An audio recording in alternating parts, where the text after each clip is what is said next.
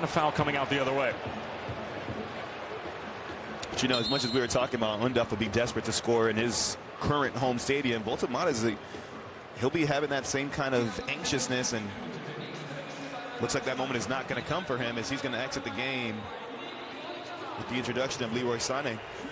So Sané on and Volta-Mata off with less than 15 minutes remaining. Sané started against Switzerland in Basel. And the 30-year-old who plays for Galatasaray now, who won bags of trophies at Manchester City under Pep Guardiola, onto the scene to try to provide one last spark for Germany in the final minutes. I'm assuming that's going to move Leonard Carl more central, and then Leroy Sané, yeah, Leroy Sané is going to play on that right-hand side.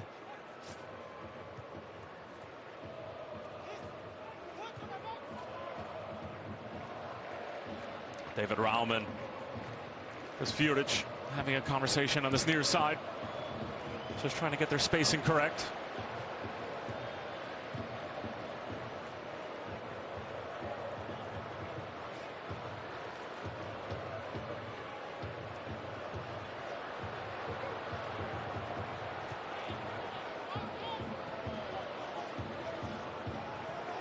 Another Stuttgart player, Fjuric, teasing Fatawu into a potential challenge, and Wagnermann will keep it moving. Leroy Sané, Nico Schlotterbeck.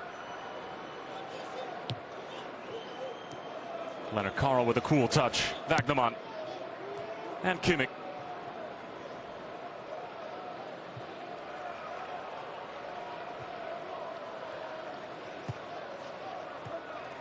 Undav trying to lay it off for Kimmich. That's well won by the captain, Jordan Ayew, back for his defensive duties. And now Fatawu.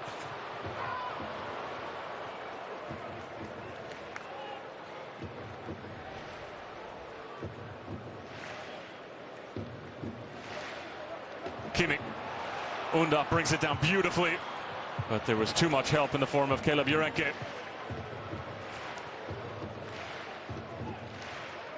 So for Ghana, they've got to find a better balance of when to try to play direct. Leonard Carl slicing up the Ghanaian defense, leaves it for Leroy Sané. Onrushing is Kimmich, and he got that all wrong, sends it halfway back to Berlin. Leonard Carl does incredibly well here. Just a solo run, which is brilliant. As we take a look at the goal, the equalizing goal. Cohn on that left-hand side just skates by his defender, but now he has a presence of mind to pick his head up. Really well-weighted cutback ball. And Abdou Fatawu delivers that blow that gets his team back on level pegging.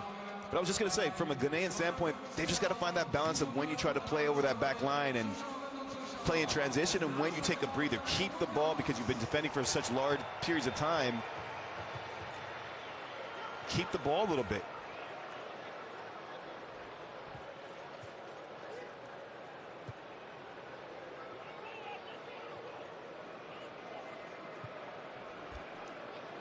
Just a reminder, this is the last time that international teams are going to meet before they link up for camp leading up to the World Cup. Again, Germany are going to be taking on Finland in Mainz, and then the United States in Chicago at Soldier Field for their final two matchups prior to the World Cup.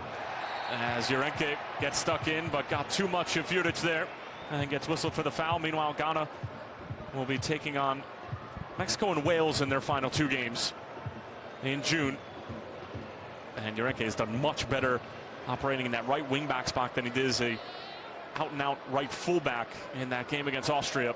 Again, predominantly a central midfielder, but with all the injuries that Ghana is experiencing at the right-back position, having to play a little bit away from home and where he's used to in the engine room.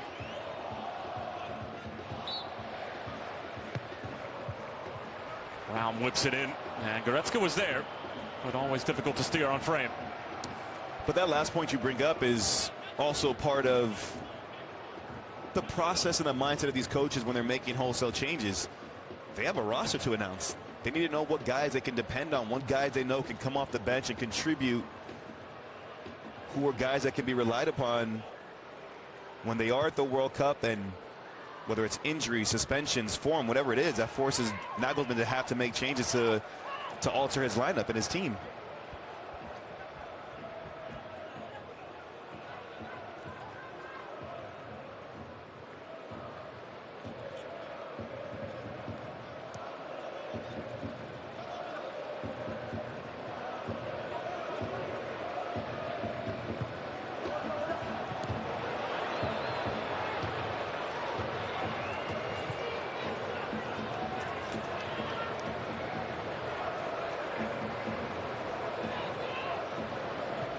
Addo coming into tonight's game in Stuttgart was under a lot of pressure from the media in Ghana after a 5-1 loss against Austria. Hadn't won in their last 4 games.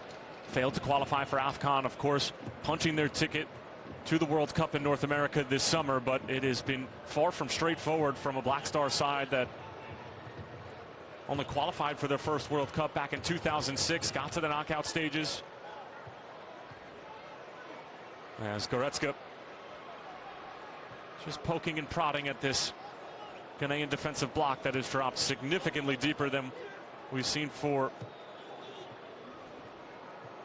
large stretches of this game. As Rudiger all the way forward, and Fjuric hooks it in. Well won by Jonas Ajete. Semenyo up for his header. And here's the man who has the assist on the Fatawu goal. Derek Kuhn. He gives it straight to Leonard Carl. The good heads-up play to win it, and then some contact inside of the penalty area. Referee had a great view of it. And then Semenyo with an errant touch. Now, Owusu, he's a man that's in contention for the contact here. But no, it looks like he got just in front of Goretzka's leg there. In all fairness, Goretzka's reaction, there was no real complaints. This would prove to be a pretty big result for Ghana. Currently ranked, what, 72nd based off FIFA rankings. Germany 10th in the world. Sané gets it right back. Tries to have a hit. Goretzka. Leonard Carl, and it sends it wide. Well, the 18-year-old was thinking perhaps that was going to be his first international goal at the senior level. Now there's some desperate lunges being thrown here from a Ghanaian standpoint.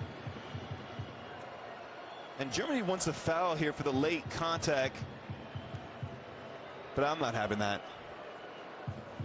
Leonard Carl just tries to get the strike off with the outside of his left foot.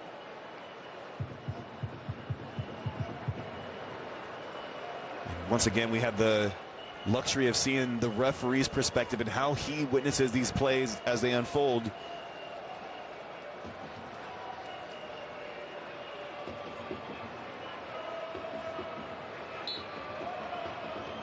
And VAR has cleared that contact.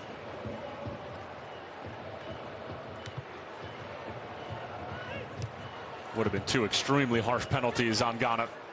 The 1 goal that they've conceded tonight, thanks to a handball from Jonas Ajete, who committed his 2nd offense in as many games.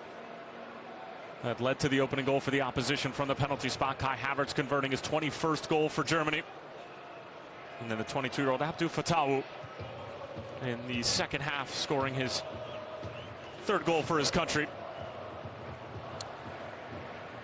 And Fatawu showed a level of real composure, right? He had just entered a game, and it's these small details, because this first half opened up with Voltemade finding himself in a very similar position. A cut back from Kai Havertz. He's just outside the 6 and just never really makes the contact clean, doesn't even hit the target. It drags it wide. And it's a very similar play now that gets Ghana back into this match. Schlotterbeck thought about delivery.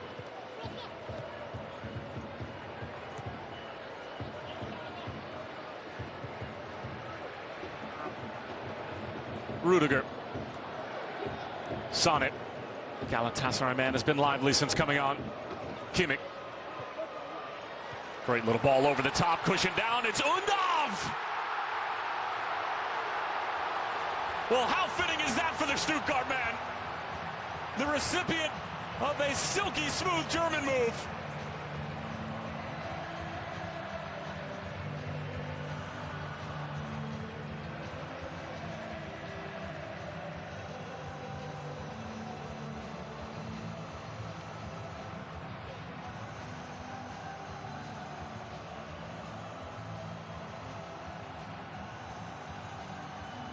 And Dennis Undav doing what he does best in this stadium. Well, it's the man in form in his home stadium where he plays his club football who delivers the devastating blow. Marginal and very tight as to where Undav stayed in an onside position, but it's Leroy Sané, the second half sub, who plays the architect with the assist. Just puts it into the pathway of Undav, who does so well to get just enough on it. Now watch this little header. Little delicate header into the pathway. The first touch, body positioning from Undav keeps the defender out of reach. And it's the man who's in form who puts his side back up 2-1. Disappointing for Ghana, who have bent but not broken since that opening goal by Kai Havertz at the end of the first half. And Dennis Undav in just his 7th cap for Germany, scoring his 4th goal and certainly making case to be a huge part of the roster this summer. And here comes Undav and company looking for more. Sané.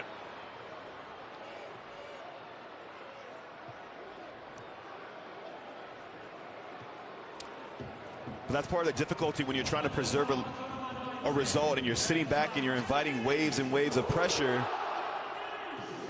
is that you invite bodies to run at you. And when you're static and having to try to react defensively, the advantage is on the attacking player.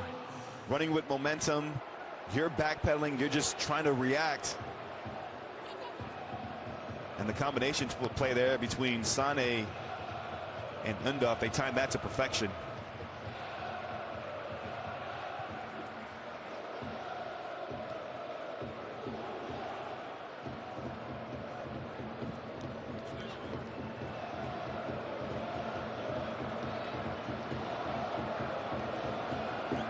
Well, this certainly has not been straightforward for Julian Nagelmann's side, but just barely getting the job done late on in this one in Stuttgart.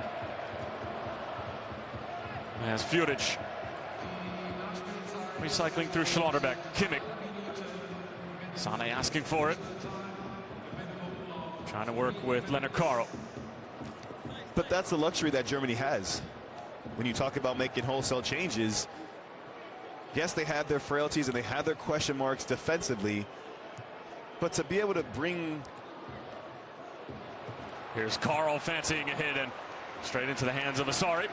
But to be able to bring that kind of quality off the bench, a Leroy Sané, Dennis Undav, this young man here, Leonard Carl, guys that can come in and be game changers. Carl's looked incredibly lively since he's come off the bench, whether it's taking shots on, skipping by defenders.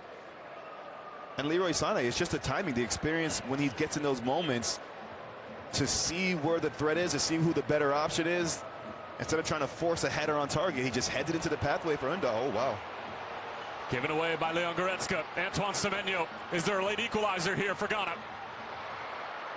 For now, the answer is no.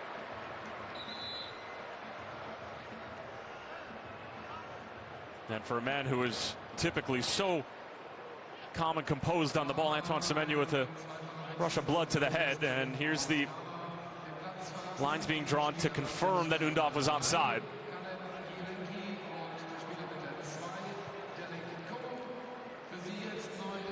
Well, after the referee makes the decision that it's onside, but it's Undav who delivers the clinical blow.